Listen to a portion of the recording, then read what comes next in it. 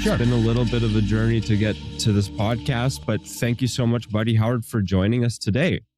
Thank you so much, Kevin. It's great to be on the podcast.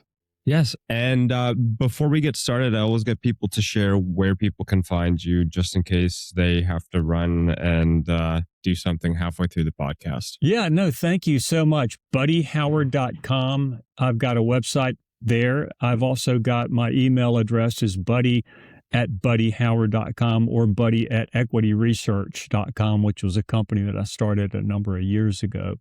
And they can find me there. My book, The Burden of Evidence, is available at Barnes and Noble, on Amazon. If you type in Buddy Howard, that's probably the easiest way to find it because there's not that many authors named Buddy Howard. And The Burden of Evidence is another way that you can get there. Yeah, I debated whether to use my remember. I debated whether to use my nickname or go with my full given name. And I thought, people know me as Buddy. I think I'm just going to stick with it. So if you type in Buddy Howard, you'll get to the book. Well, fantastic. Well, why don't you let people know what you've written so far, if there's any future projects? I know people who might know you already from your book would like to hear that. Great. Yeah. And thank you again so much, Kevin, for the opportunity to be on here. The Burden of Evidence is a legal thriller. The idea actually came to me about almost 50 years ago when I was at Wake Forest University, and I had a situation come up that I thought this would be a fascinating situation if this, from a legal standpoint, came up. I don't know if this has ever happened. And I can't really explain exactly what it is because it would give away a major spoiler of the book. Yeah. That doesn't really get revealed until pretty deep into the book. But I thought about that for a number of years, and I am in my late 60s, and when I was 25, I thought, one of my bucket list items is to write a book one day. I knew that I wanted to write a book. And so over the years, as I would go through life, I would see things that I thought, man, this scene belongs in a book somewhere, or this line belongs in a book. This is a beautiful piece of dialogue. And so I would collect. I had a place on my computer called Writing Thoughts, and I would just gather them. I would just collect them. And if anybody's thinking about writing a book one day, this is one of the big recommendations that I would make is find a file that you just throw stuff into, and then as you're going through your day, somebody will say something to you. If you don't write it down, it's lost. You'll never remember. What was that somebody said that was brilliant? And you'll think, man, I wish I'd written it down. If you have a file to put it, you'll collect it. So I went through most of my life thinking I was going to write this book, and really about 10 years ago, started in earnest really writing this. It's a legal thriller called The Burden of Evidence. And what it's about a 55-year-old writer whose wife gets traumatized, and the wife doesn't want to go to the police. And so he takes matters into his own hands, and it backfires. And then he starts trying to extricate himself from this situation. And the more he tries, the less it works. And the more the stakes go up. And there's also a heavy element of a jury that this guy finds himself on. The main character whose wife was assaulted, he ends up being on a jury, and he knows some evidence that he cannot share with the rest of the jurors, and it affects his opinion of whether the person is guilty or not, the suspect is guilty or not, and he can't share it. And that's really where the title, The Burden of Evidence, came from. It's really a situation where there's a juror and they know evidence. And technically, from a legal standpoint, you can't consider anything that was not presented in the court. But in this case, he knows some information and he can't share it. And there's also a whodunit element, and that doesn't get revealed till the very final page of the book. And it was one of these books, Kevin, that as I wrote it, I sort of had a general idea of what the book was going to be. But as I wrote it, after a while, it started to really write itself. And there would be these twists that I didn't even see coming, where I would go, oh my gosh, that is a bombshell. That would be terrific from a standpoint of just pulling readers in and making them think, oh my gosh, what's going to happen now, and what will this main character do? And so it's really my first book of fiction. I have dabbled in nonfiction before, memoirs and things like that, but I have found over the years that fiction gives you such flexibility in terms of crafting a story. You can make the story whatever you want. And it's a lot less risky in a lot of ways than writing something like a memoir or something like that, where you may write something about someone else and they may be fine at the publication date getting it out there, but they may change their mind one day, and once it's out, you can't pull it back. Yeah. So things that are, nonfiction that are particularly personal, I've always had a harder time getting comfortable sharing with the world. But something like this, I've really thoroughly enjoyed, and enjoyed getting the feedback from people that have read the book. Yeah, I was actually really taken back when I read about the the mix between a very factual and detailed background of mergers and acquisitions, and it sounds like it gets into legal as well, and obviously because mergers and acquisitions is obviously a very legal subject, and then mixing into fiction, which is something I actually started to learn in college when I was studying as an accountant in English class. I was like, oh my goodness, I never considered the usefulness of this form of writing. And I found it, just for me personally, to be able to balance out all the details. So when you're writing, do you find that you're writing for yourself, or do you find that you're really wanting to convey something to an audience, like a situation? A great question. I think there are elements of both. What I would tell you, when I referred earlier to doing some of the personal writing, we had a very difficult family situation with one of our kids in 2001. And I wrote about it. And I know when I wrote about it, Kevin, the biggest insights that I often had were when I was writing about it. And I would be writing and I would think, oh my gosh, I just realized, as I was thinking about this, trying to put it down, I just realized having a major understanding of what we needed to do to help our child at the time, and we did. My child did get things resolved, and in that case, I was in some ways really writing for myself, and I'd say that I ultimately, in some ways, I was writing for my daughter at the time, because one day what I wrote I gave to her, and she gave me kind of the one review that I wanted. It was kind of that letter that every dad kind of hopes to get one day from a child. That's basically what it was. And so in some ways I was really writing for her, but I was writing for my own understanding. It was a way of kind of like therapy in some ways for me too, to be putting that information down. And that's when I became a full-fledged believer in writing. Yeah. And in that process, that was when I kind of realized and concluded that everybody has a story. There's nobody that doesn't have a story. And every one of those stories is meaningful. Everyone has got, trials and tribulations, successes and failures and growth. Everybody's got one. It doesn't mean that everybody's got to publish a novel. It doesn't mean everybody's got to publish a book.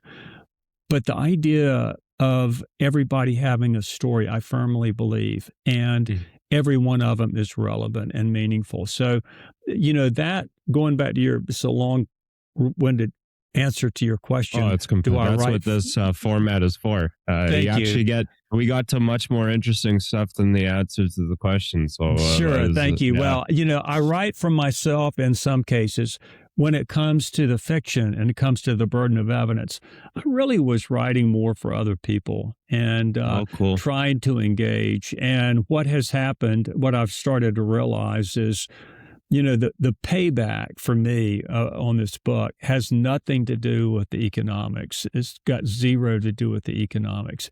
It's got everything to do with relationships. So if I write something and somebody says, I read your book, really enjoyed it, and I wasn't sure what I would do if I was in Paul Nelm's case. I've thought about it, and I don't know. That engagement and the new relationship that's forged as a result of that, to me is absolutely priceless. And, I never will forget going to Barnes and Noble.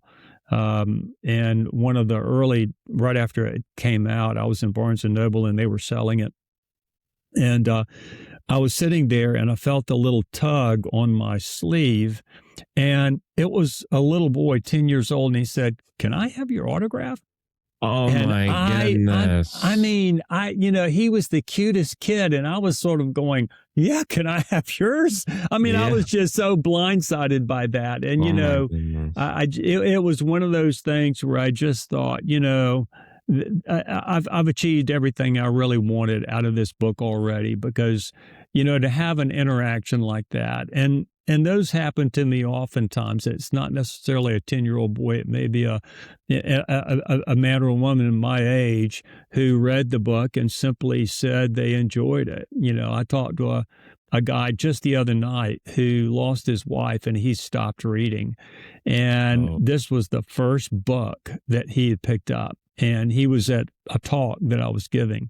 And we both almost teared up talking to one another about it, because he said, "I started reading your book. Loved it. And I've started reading again after that." I never expected that to be one of the benefits of writing. And that's what it's turned out to be. So it sounds like you have the perfect background for a book like that. It takes a certain change in pace from maybe just regular professional writers. Somebody who you'd think that isn't gonna be writing a thriller, a fictional thriller. When I describe enjoying fictional writing, and I'd say relatively fantasy compared to a business world, but a lot of people don't understand the benefits, or just haven't explored those benefits. And something that I stumbled upon the other day was somebody making the argument on a great sales pitch could actually use fictional writing. Because if you're trying to connect to somebody's story and tell them why you are useful as a company, what better way to do that than give them the story that they can connect to? Why rely on them having that perfect scenario to understand what it is that you're telling them?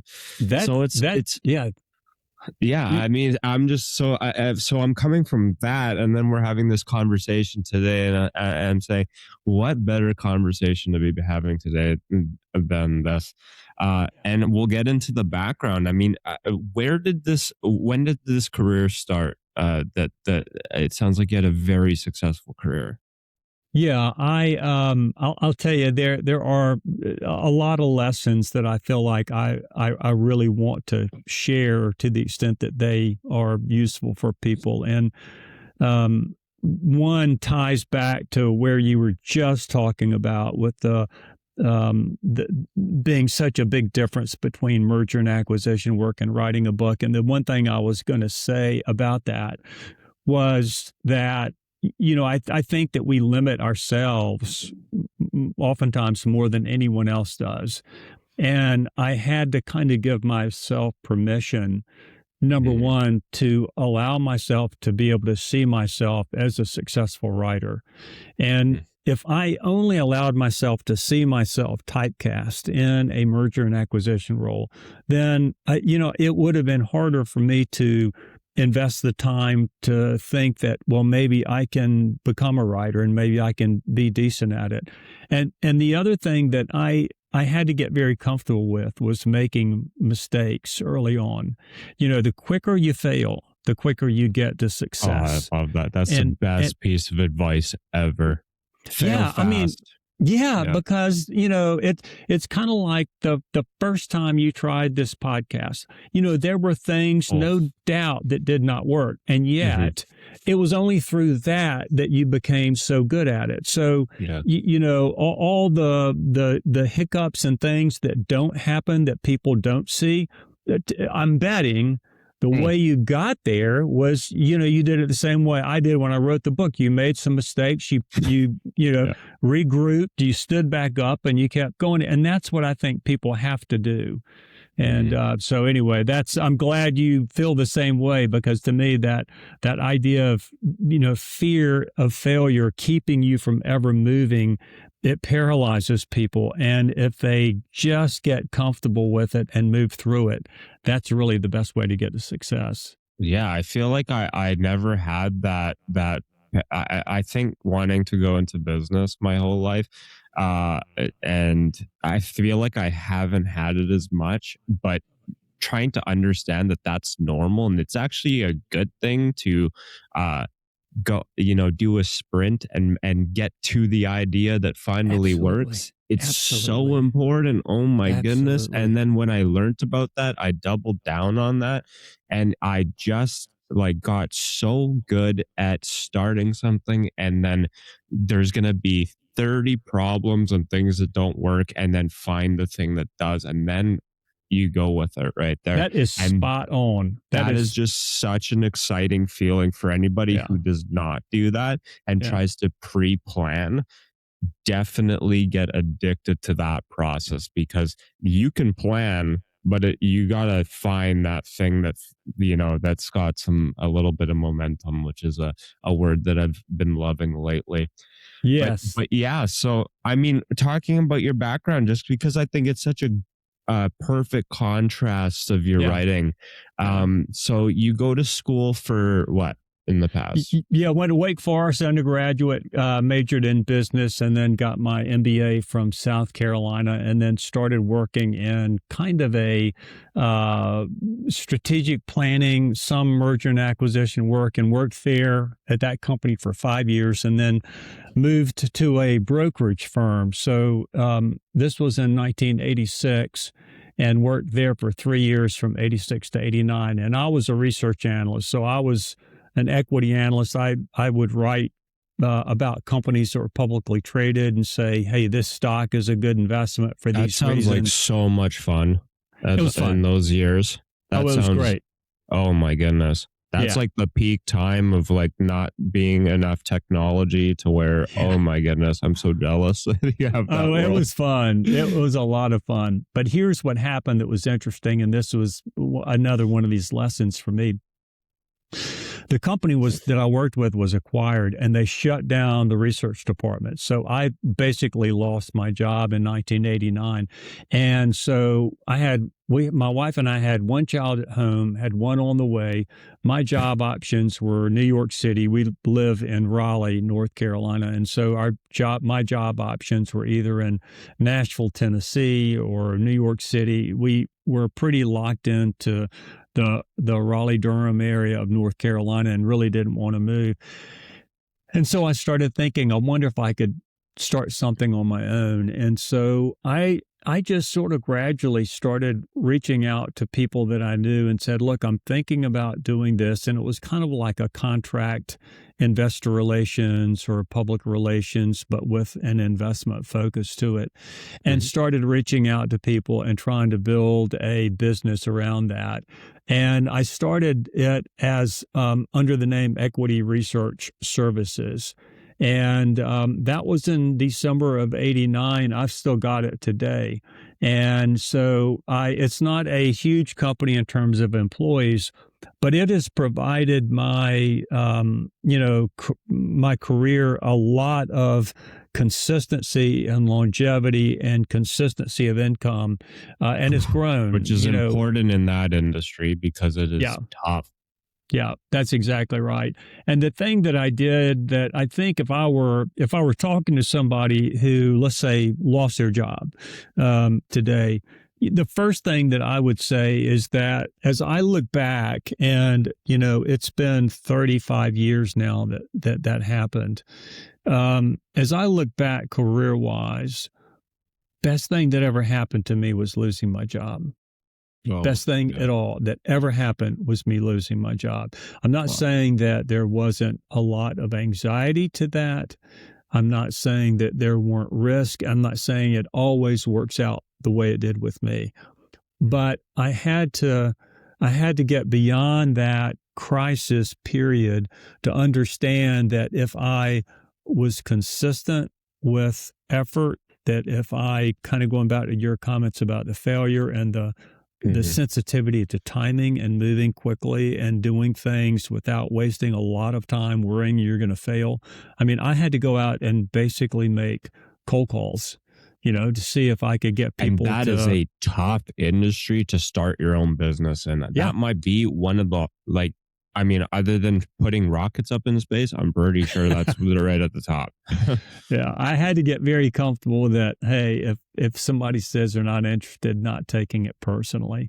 But I also had to make sure I had something that was a pretty reasonable thing to pitch. And the other thing I tried to do is, as I talked to them, find out what their needs were, what their pain point was. Mhm. And if I sensed anything about, what I'm really struggling with, you're talking to me about this, but what I'm really struggling with is this. I try to think, is there any way I can pivot so that I can address whatever that issue is, and always having that ear open for what that is. Mhm. If you're talking to somebody and they're telling you what their issue is, coming up with a solution to that is a real fundamental thing. And I sometimes would have that happen. Somebody would say, we don't need that, but what we need is we need somebody to help us write our annual report to shareholders. I thought, well, I've Oh, done that cool. before, so hey, would you ever be interested in let me just take a look, and maybe I could help you do that. So, I think that as I look back, the starting my own business really gave me a lot of flexibility to be able to write the book and work on the book when I decided that I wanted to.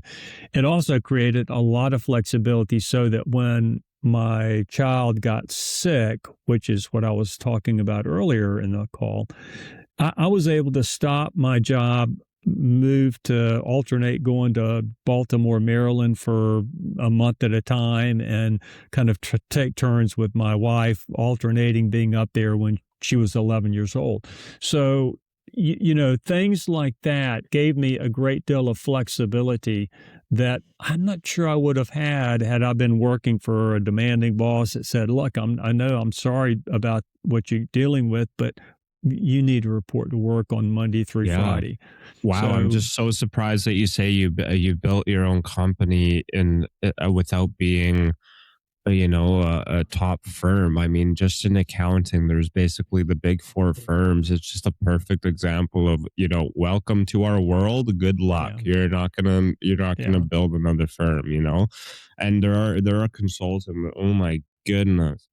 Is that ever a world that's difficult? I just want to stress that to anybody listening and say that is a major thing to consider when when reading this book and understanding the amount of structure. There's flexibility, but wow, is that world ever structured? And if writing fiction can be useful here, then basically anybody can take that seriously as a thing that is awesome. That's an important lesson for parents and the way they deal with it with their children, I believe, because I know that a lot of parents and anybody, when in a general conversation, is quick to say, you know, they're in their own world. They're talking about this, they're talking about that, and you can get a lot of lessons out of that. And you can also convey, and there's a lot of value for the business world, as I said, in that. That's But absolutely true. And we were talking about everybody's got a story and everyone's meaningful. I sit there and I think about the intergenerational communications that occur. And you mentioned parent child communication. I think about also grandparent, child. Mm, And yeah. I spoke to a man the other day, and he was working on kind of, this is my takeaway to my grandkids. And this is, it doesn't have to be a book. It can be, look, if I'm giving you my life lessons, here's a 3-page summary, very personal to you, Bobby or Susan, whatever the grandchild's name is. This is my letter to you. And the thing I love about that is that granddad, if it's a granddad that's writing, or a grandmother if she's writing it, one day will not be here.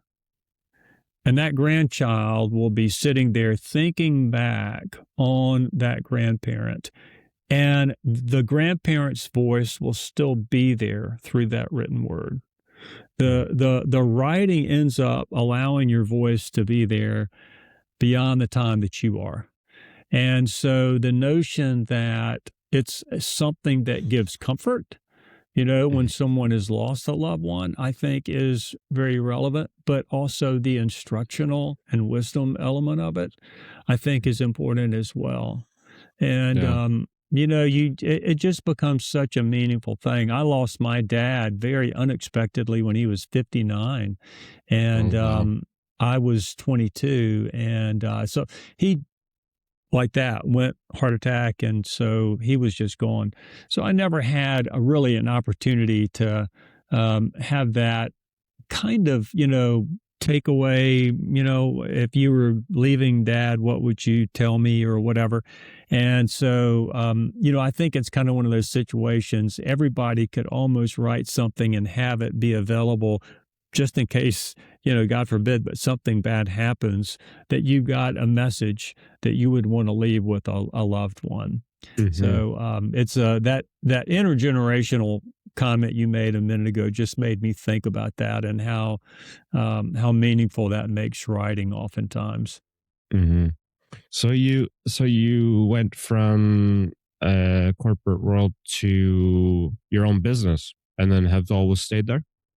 Yeah, the one change to that was in 2005. I was doing this business writing. It was kind of again, kind of like investor relations work for companies that were publicly traded. And in 2005, I met with a guy, and he said, I've got a merger and acquisition background. Would you want to work together? And I was just super impressed with this guy. This guy's an engineer, electrical engineer by training, but had started doing some M&A work. And this guy just blew me away in terms of his integrity, in terms of his professionalism, his technical expertise, just brilliant.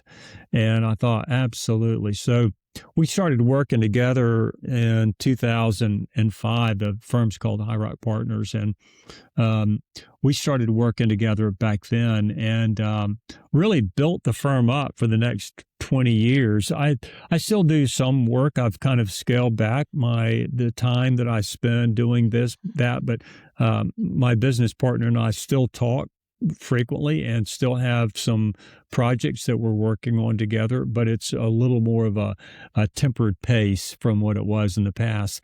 But that's the only other major departure from me just kind of building this investor relations service on. And I've had employees over time that have kind of come and gone. I've got one woman who's been with me for decades, and it's just terrific. Wow. But yeah, congratulations. It's thank you. To do. Yeah.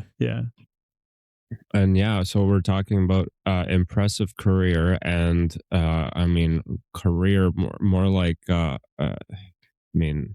entrepreneur. This is huge. This is 2 successful companies, and you were there to start them both.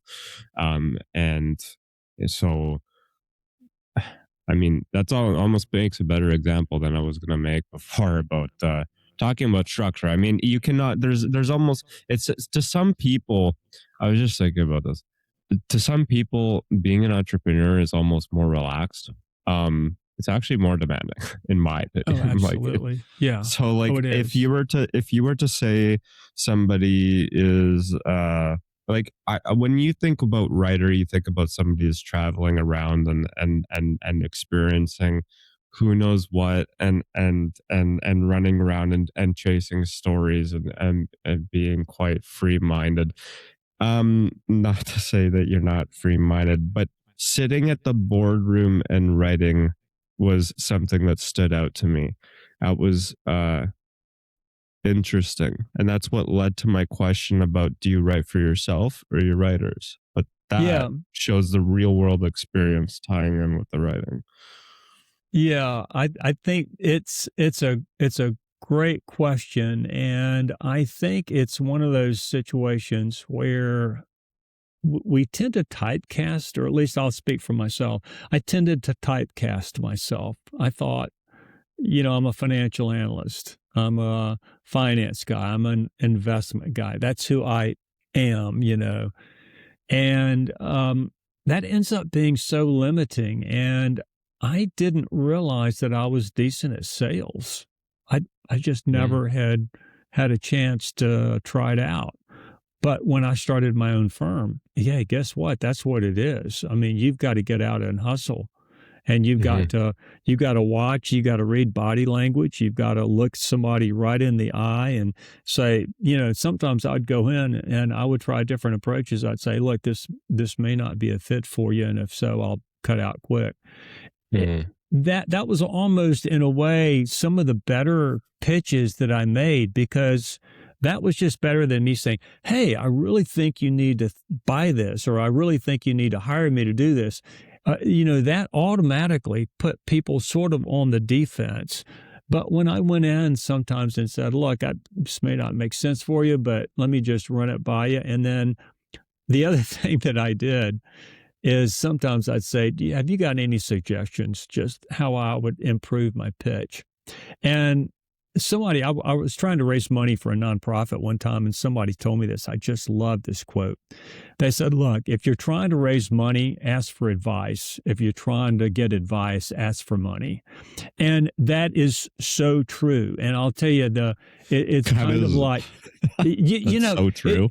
yeah, because it's sort of like, if you ask for money, they're going to say, yeah, I can't do this, but I'll tell you who you ought to call. You ought to call so and so.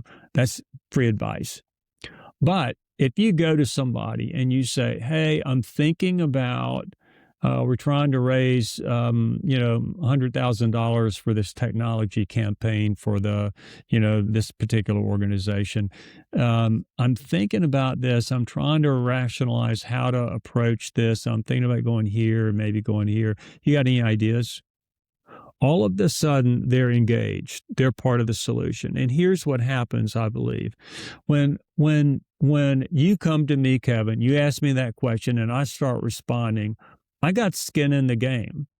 Mhm. I've got advice that I'm That's a giving great you. line to put in there. Yeah. Yeah, and so all of a sudden, I'm thinking about, hey, I've told him I hope this works, and so I'm already kind of pulled in a little bit to that process, and so learning things like that were things that I didn't realize until I started pitching, that new business, and I had never allowed myself the chance to think that I might be decent at something like that.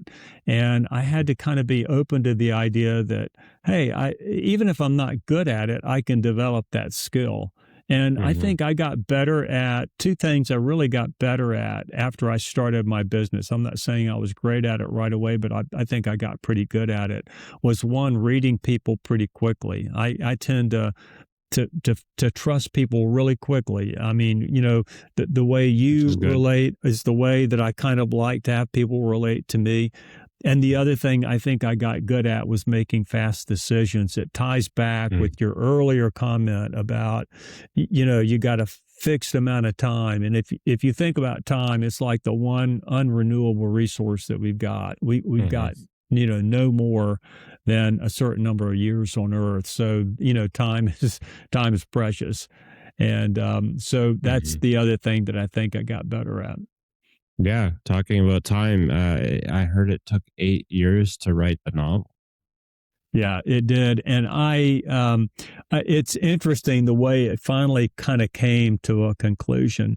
So I've been working on it for 8 years, and my wife and I in February of 2025 were having dinner with some people, and I was working on the novel and I was talking about it, and the wife Susan said, "Well, you know what you need? You need a deadline." And I said, "Oh, it's probably right." She said, "Yours is July 4th of this year. That's your deadline." So this is February. So that meant 4 months. And I thought, well, okay. So every time I saw her in the future, she would say, "How's it coming? Because, you've got 3.5 months now. How is it going? You've only got 3 months now, 2.5 months now." So that kind of kept, that having a specific date that somebody had put in on the calendar, and then having a accountability partner that was saying, "How are you coming? Because, July 4th is coming up." I ended up uploading to Amazon on July 3rd. It worked. It worked. Nice. For me, having a person that kind of said, "Look, this is the deadline." And the other thing that I had to work hard on was not letting perfect be the enemy of good. And what I mean by that is, I felt 9.5 months pregnant with this book when it finally came out. And, I had worked on it, edited it. I had a bunch of editors that I used. I had a bunch of beta readers that I had read it.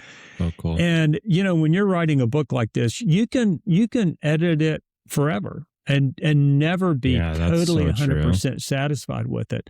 But I think I had to finally say, you know what, you're at a point that you've got to get this book out. And I'm so pleased with it. I've gotten real good reviews on Amazon. I've got, I think, 97 reviews, and my average review is like 4.6, I think. Oh, nice. Congratulations. So, thank you. Yeah, I feel really good about it, and it really reflects. It doesn't just reflect me by any means. It reflects a lot of editors and others who helped me on this book. Yeah, that must have been so exciting to get your first star on Amazon when you saw it come through. Because this is your first book. Yeah. Wow. And writing it for so long and then setting a deadline. What are some of the challenges that you faced when you were writing it, or did it come natural to you? The hard part was doing things like having a certain storyline, and then you might make a change. And then everything, let's say you've written a draft. So let's say you've gotten through an entire draft, and now you're in the rewrite. You let a beta reader read it, and they say, well, this drug a little bit here, you need to change this. And so you're going back and you're rewriting things. And sometimes you'll change something that changes throughout the whole story. I'll give you an example. Main character, Paul Nelms, in one of the earlier versions, he had a character trait that made it even more difficult for him than it was. And so I let a beta reader read it. I'll just go ahead and say what it was. He was drinking a little more than he should have been drinking in one of the earlier versions. And he was drinking partly to a kind of self-medicate from the stress that he was going through. And I was kind of using that to demonstrate the level of his mental anguish and mental pain and everything else. But one of the beta readers said, I lost some respect for him when I read that. And I thought, that's all I need to hear. I'm pulling it. I'm pulling that out. So I had to go back through the entire book, and any reference to, him pouring himself a drink of scotch or whatever it was, I pulled it. But what that meant, I had to go through that entire book. Yeah. And make sure I pulled every reference and things like that. But at the end of the day, I really wanted characters that people loved. And when she said I lost some respect for Paul, I thought, man, that's all I needed to hear. I'm That's a pulling that. great comment and a great reaction, but that must have been a lot of work. There's a lot of work. There's a lot of work. And I did one other thing that you might find interesting. I didn't use AI at all to write the book, and I don't even think they had. When did they start with ChatGPT? I don't think it was around 8 years ago, or at least. No, Yeah. that's exactly right. But what I did do that really was fun was I used AI to come up with what a rendering of these characters looks like. Oh, And so I've cool. got on YouTube, if somebody wants to see what these characters look like, they can go to Yeah. YouTube, type in Buddy Howard, The Burden of Evidence, and they'll see the cast characters, the cast That's of The actually Burden. such a good idea. That's a really great use for that. Yeah. And it's fascinating. And, when I was doing this, it would give me a rendering and I'd say, Catherine, that shot of Catherine, she looks 35 years old. She's 50. You need to make her look older. So I did go back and forth, with AI when it was doing these, but I loved where we landed on that video, where I landed That is on a that video. fantastic and healthy way to use AI as a writer, to be able to know what your book looks like to that. And then, is that what I wanted to say? And wow, what a so fantastic tip. I'm going to be using that, and I can guarantee other writers are going to be doing that.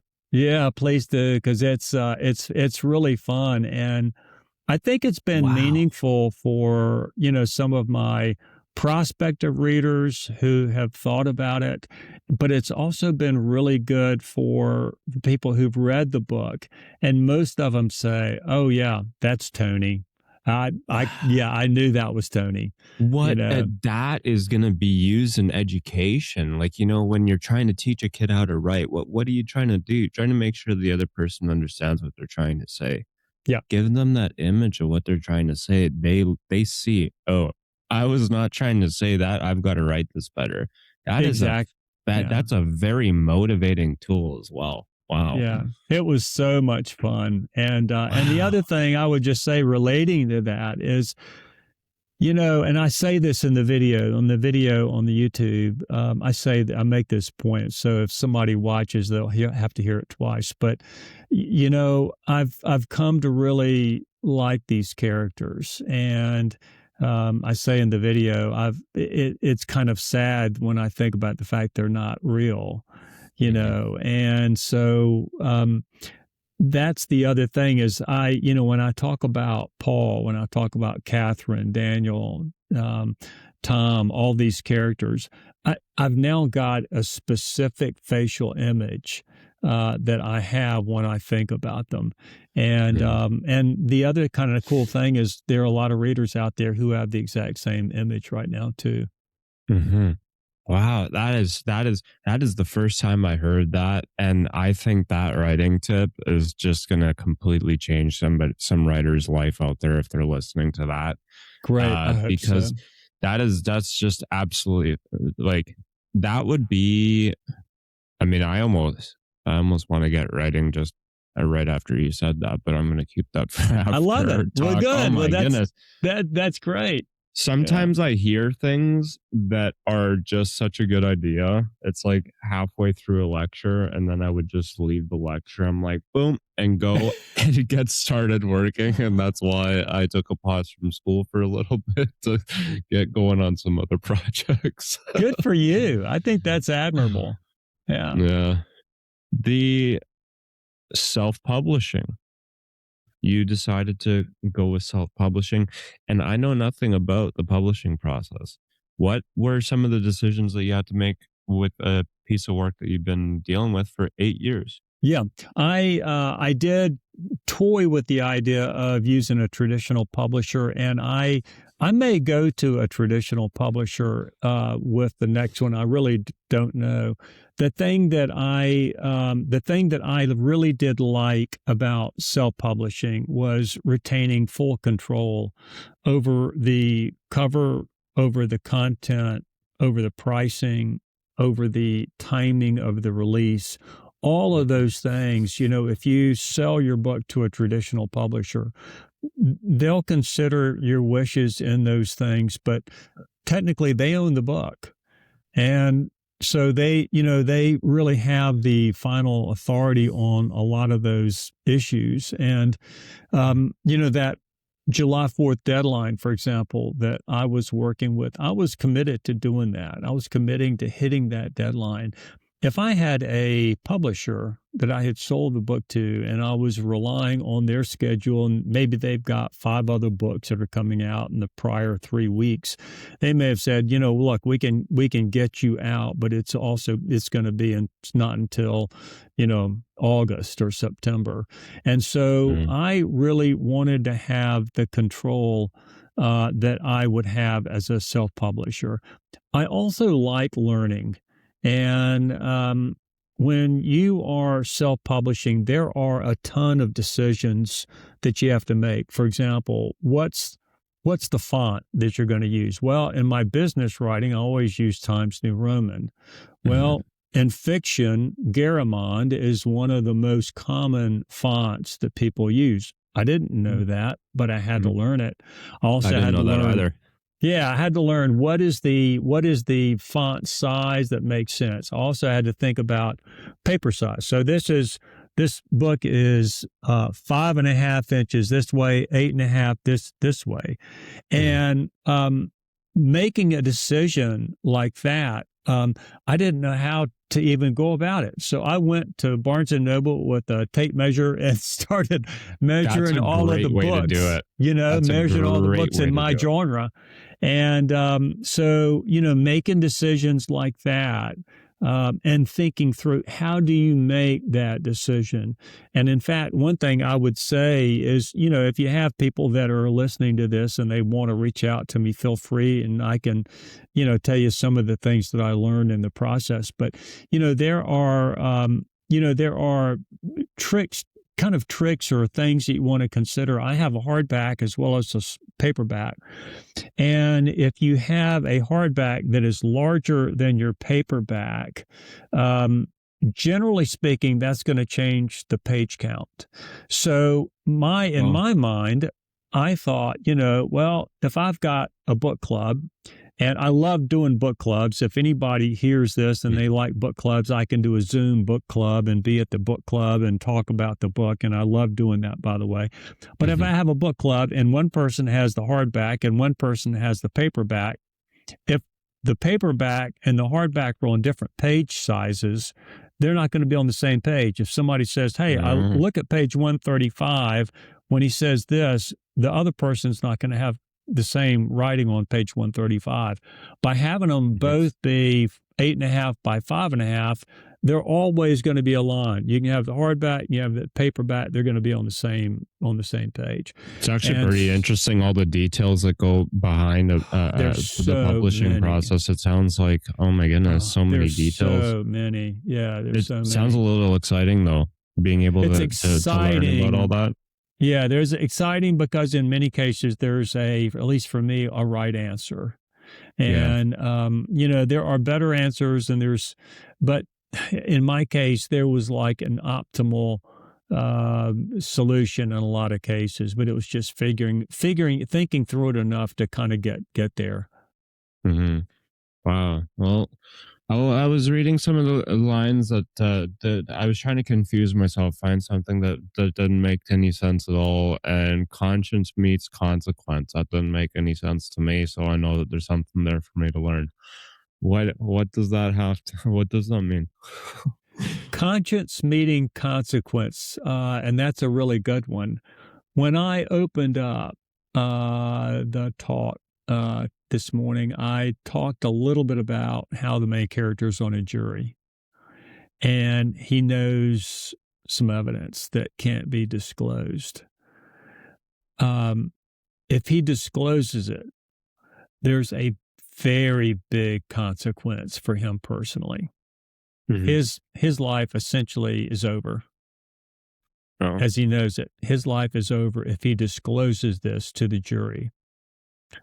But there's a conscience element in that if he doesn't disclose it, the suspect may be found guilty and he may have to live with that. So that would be on his conscience. So does he end up winding up taking a chance by disclosing that evidence that he knows, knowing that that might put at risk everything that he's come to love? And that's where that's where this book is heading. Wow. You won't know that at the beginning of the book, and it kind of evolves. And I'm giving away absolutely as much as I really should for someone who's reading the book, because even giving that away will give them more than I really like to give them. Yeah, how tough is it to explain what a book is about without spoiling the whole book? I was thinking about that the other day. I'm like, I almost feel bad sometimes asking any questions about books or anything to do with authors, because how are you guys supposed to say that? So I try to talk about you guys, and because that gets me excited to read the book. But how do you explain something without explaining it? Because that's what I'm trying to read. Later. Yeah, and I think you have to decide what parts are you're just not going to bring up. There are a couple of things I'm not going to even allude to because they are, one of my beta readers was reading the book, and he would put comments to the side and give it back. And I looked at his comments one time, and to the side of one of these things, he said, bombshell, exclamation point. And I loved that because he didn't see it coming at all. And to me, that's the payback for a writer when they get those comments like that. And so, there are certain things in that book I'm just not even going to allude to, but you try to at least communicate something about the characters. And one other thing that I do when you're asking, how do you respond? I will put in there things like there's symbolism in this book, and so I'll talk about that. For example, the setting in this book is Detroit, and Detroit in 2013 declared bankruptcy. It was the largest city to ever declare bankruptcy, and so it's just crazy for a city to declare bankruptcy. It is. So 2017 to 2019, which is the time stamp of what this novel when it takes place. During that time period, Detroit was recovering, and in the same way, my main character Paul is kind of recovering. He's kind of changing himself. He's kind of getting stronger and growing himself. And so in some ways, Detroit was symbolic of the main character, Paul. And so there's symbolism there. There's also a heavy musical element of symbolism in this book. At one of the opening scenes, the main character, Paul, wakes up and hears his wife, Catherine, playing Moonlight Sonata on the piano. And at the very end of the book, there's a scene where Moonlight Sonata is being played on a piano, a player piano. And that music, Moonlight Sonata, is really symbolic of how Paul feels about his wife. And it really represents Paul's love for Catherine. And that kind of changes as this story progresses. There are things that happen that kind of affect that. But when he hears that at the end of the book, he has a reaction, and it shows you where he is in that journey with his wife.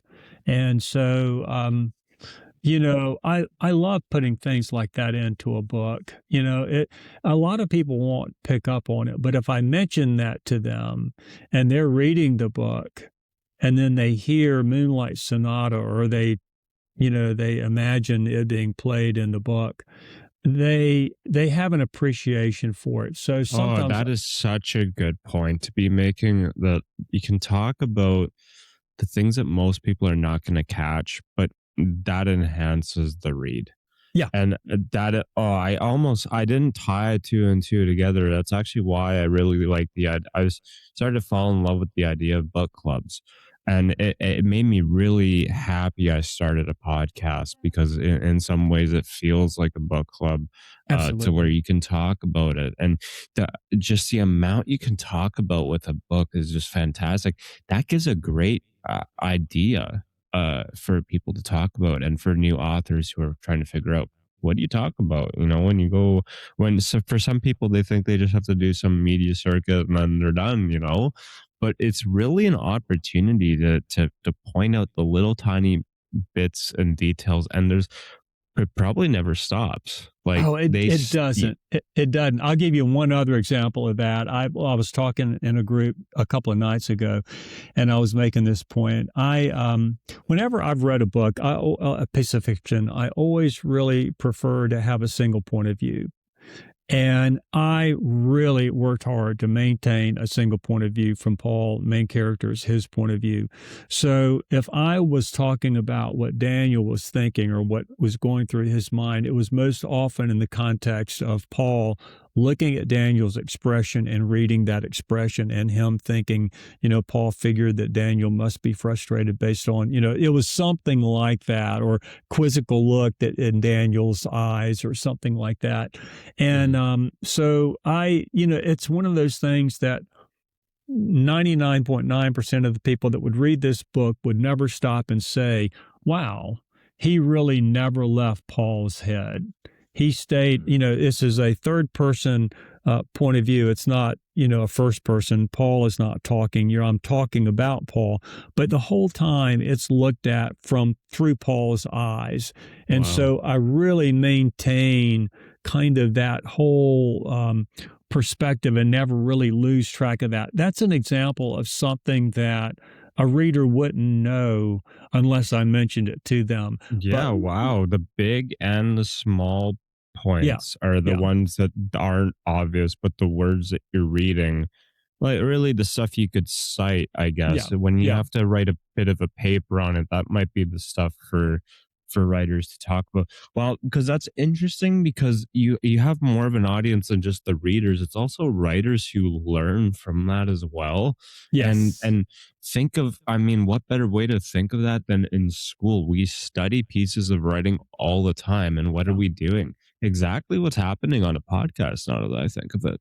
Yeah, that's exactly right. That's exactly Wow. right. Wow.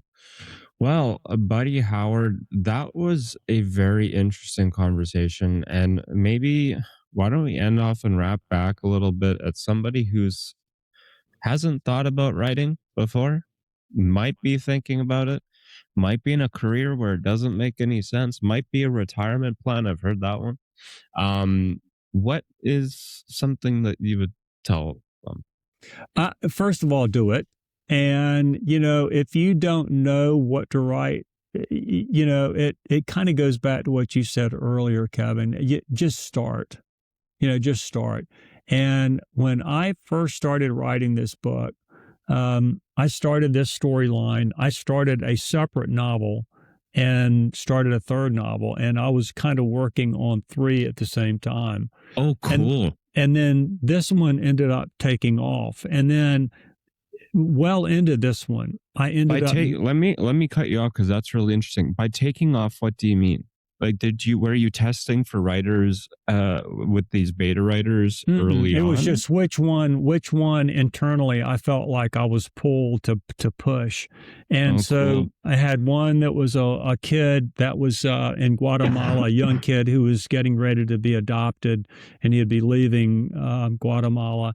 I had another one that was a gang member, and that was based Cool. on sort of started after I heard a interview on NPR, and the guy was interviewed, and I ended up starting to write a novel about him. And then The Burden of Evidence, I started writing. So what happened in that case was I was working on all three, developed the gang member story a pretty good bit, and then started working on Burden of Evidence. And it took off. And when I say took off, I just mean I started working on it exclusively. But what was interesting is I got to a place in the Burden of Evidence where I needed a gang member. And that's a fantastic time. Yeah, I love when that happens. I took what I had written and I dropped it in to the Burden of Evidence. And so that is the character. And so there is a section where he's telling his story. Toward the end of the Burden of Evidence, there's a section where he's kind of telling the story, or actually Paul is kind of telling his story for him. And that came about because I was writing 3 different novels, and then I merged that second one into the Burden of Evidence. That's a great example why you just got to get writing, producing your own works. Yeah.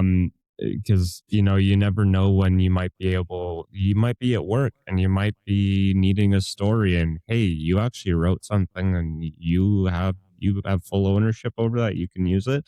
It's actually funny. The introduction to this podcast uses a song that I made a long time ago that doesn't have any copyright or anything. I just went back into old files. Luckily, I even found it, and I just dropped it in, and it was already done, and it was probably great. Me forever. I love it. That is a fantastic feeling.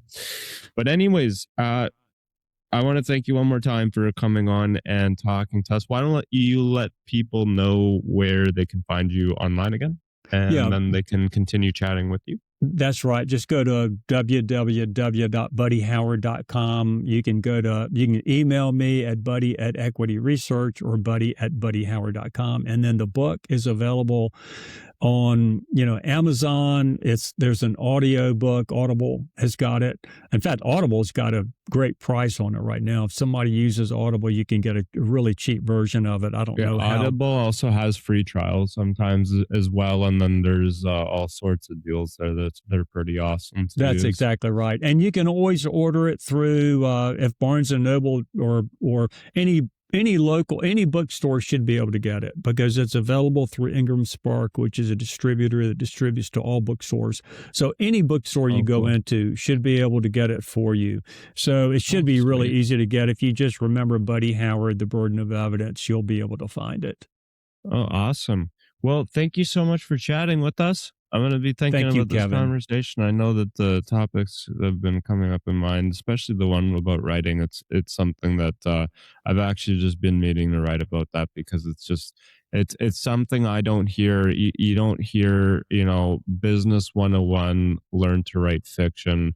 It's how you sell people, and it's also how you keep interested in the world of numbers. So thank you so much again for coming on and writing, and can't wait to hear from you on some future work. That sounds great. Thank you, Kevin.